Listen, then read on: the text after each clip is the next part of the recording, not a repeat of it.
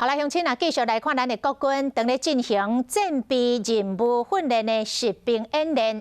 其中大型的战甲车要安怎伫咧作战的时阵保存战力呢？讲这个伪装就是一个重要的方法。这陆军就甲分把甲车、甲 CM11的战车，利用资源回收场的五金甲木材。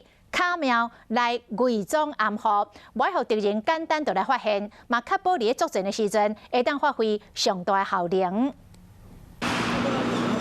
伫资源回收场内面，吊车有够无用，这废五金拄啊敢若山共款，你若看无真，袂发现讲这早就变成军事重地啊！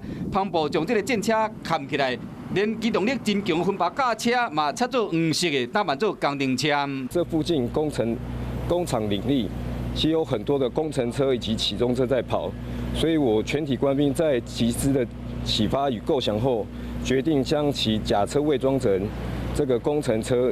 国军这个实施战备任务训练实兵演练，重点伫咧要安怎保存战力。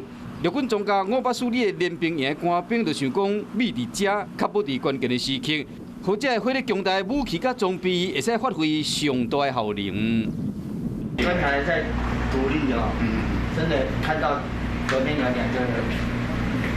女兵啊，是，一个开云豹的，对，一个开战车的，哎，没有错，结果比我们还瘦小了。尤其是女性官兵的表现，和回收场头家真佩服。